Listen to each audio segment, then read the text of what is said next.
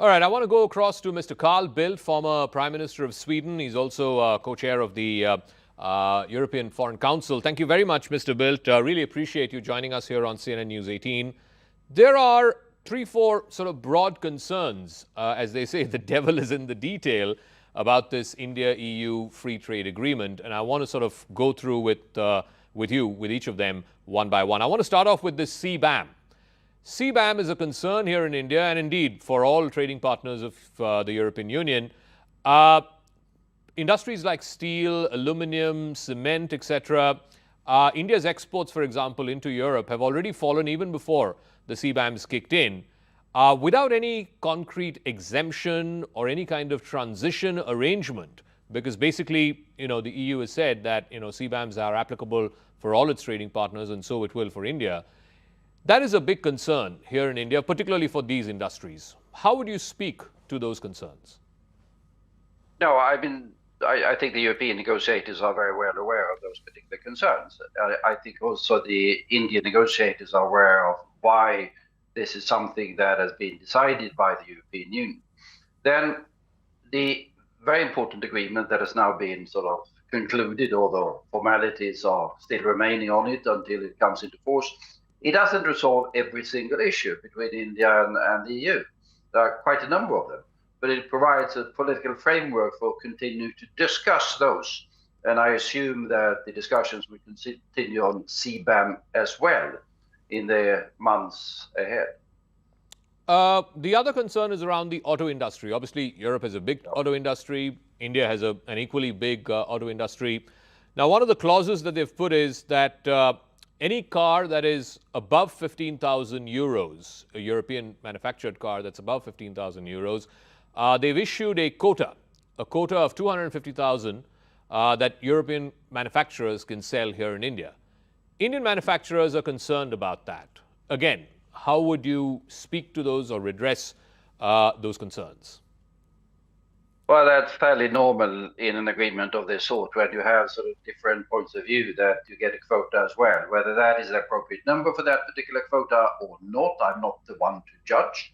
I think there will be a substantial advantages for exports from Europe, of course, absolutely. There will be substantial advantage for Indian exports as well. But whether the quota is appropriate is another one of those issues which I think one would have to return to in the years to come and adjust as one gets further experience of how this trade arrangement works. So on the big picture, I mean, this was the lead up to when the India-EU FTA got announced earlier this week. India, of course, had been negotiating with the United States to arrive at a trade arrangement for the last year. That trading framework or trading agreement has been elusive. Europe arrived at a trading agreement, I think in July of last year, the tariff rate of 15% with the US. And then suddenly, just in the last few weeks, Mr. Trump has threatened an additional 10% tariffs not because of trading reasons, but because of a geopolitical reason. He wanted to acquire Greenland. How did this shape or expedite, if you will, the conversations between India and Europe and ultimately landing up in what they call the mother of all deals? Well, I mean, the India-EU trade negotiations have been going on up and down for 17 years. So it's a long-standing story. But I think you are right anyhow to point at the fact that in a time of trade turmoil, Trump trade turmoil, you might add, I think it's been seen as more imperative, both in Delhi and Brussels, to really go the last mile and overcome the remaining hurdles in order to really secure this particular deal. Because as we indicate with describing what happened with the EU-US deal, with suddenly the threat of further 10%, he backed down from it, has to be said. But it shows that there is not the stability in that relationship that we would have wished. And accordingly, there's been an urge to seek other partners around the world or increase the urgency of seeking partners around the world. There was a very big trade agreement concluded between the European Union and the Mercosur countries of South America also a couple of weeks ago. And this is a very deliberate attempt to give stability to an unstable time. So what do you make of that? I mean, you talked about Mercosur. I think last year there was this FTA between the European Union and China. So what is the signal that is being sent by Europe? You've got these big trading blocs. You've got India, you've got China. These are the biggest and fastest growing economies in the world.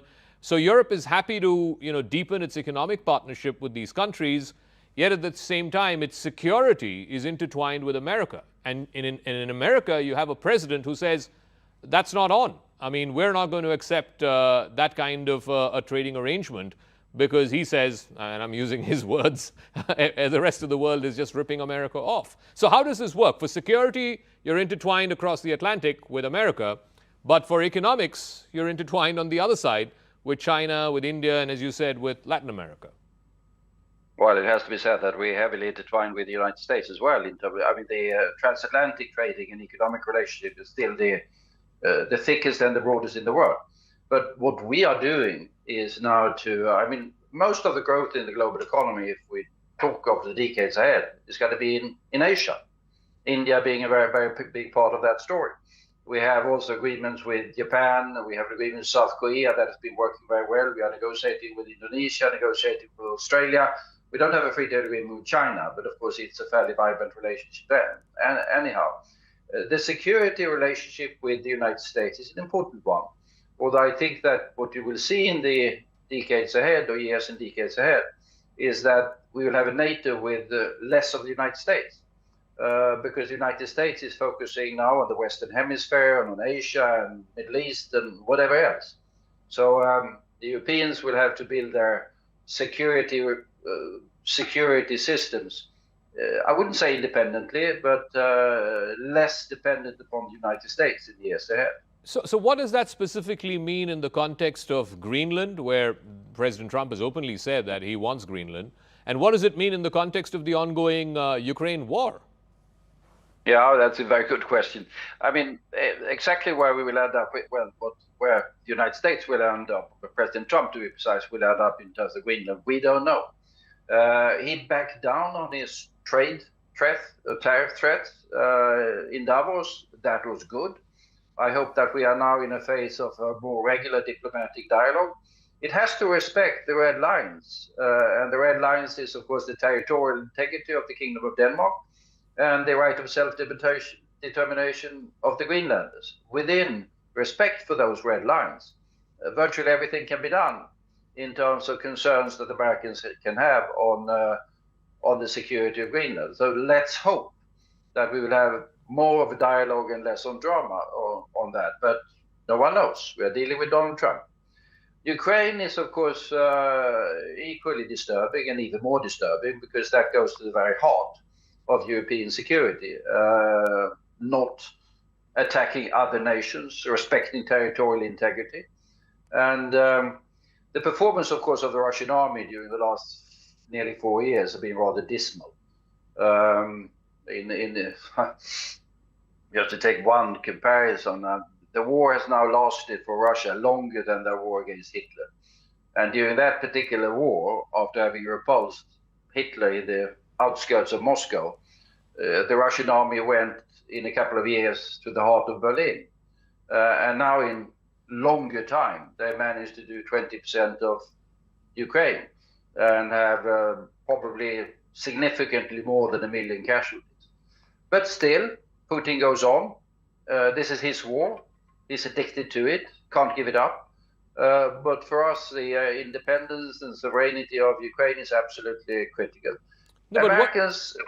Sorry. Yeah. What about the approach that President Trump seems to have taken to it? He's been trying to negotiate a peace. He's been trying to get a ceasefire. Clearly, the Russians are not interested. From whatever we're reading, hearing, and seeing, Mr. Putin is doubling down on that war in Ukraine. He's not backing off. In fact, he's doubling down on that war. The attacks have only intensified and increased in the last few months, certainly since the Alaska summit between Mr. Trump and Mr. Putin.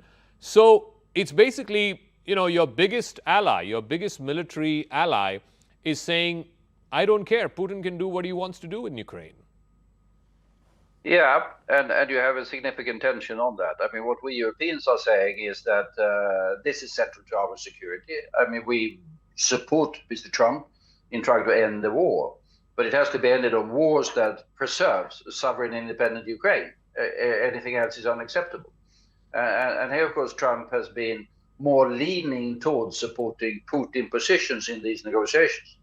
I don't think Putin has much of an ability to double down any longer. The Russian economy is not in a stellar position.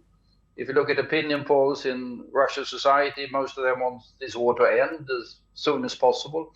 It's not that it faces opposition. Opposition ends up in jail very fast in Russia these days. But how long it can continue remains to be seen. And European support for Ukraine is strong and steadfast. And that has to do with the fact that when Ukraine is defending itself, they are defending all of Europe at the moment. I want to get one final word going back to where we started, which is the India-EU FTA, the mother of all deals. Do you see any more hurdles in the way? I mean, we were speaking to some senior government officials. They reckon the legal scrubbing will take about 6 months, and then it has to go to the European Council and the European Parliament. They have to ratify it. So the earliest that they possibly look at it getting implemented is end of this year or maybe early next year. But could there be any other sort of opposition to this, politically speaking, or in any of the 27 member countries? I don't think so. I haven't heard anything that indicates that. We've had some significant, you might be aware of significant political difficulties with the Mercosur agreement, because that involves a lot of agriculture and farmers' interest and things like that, and that is always slightly more sensitive. That is not affected by this particular agreement. So I don't see any problems. But as you point out, legal scrubbing, parliamentary ratification. Both India and European Union are democracies, and democracies have their processes. But I'm quite certain this will happen, and that we will see significant effects of it, both economic and political, in the years ahead. All right, Mr. Carl Bildt, as always, a pleasure speaking with you, sir. Thank you so much for joining us here on CNN News 18. Thank you.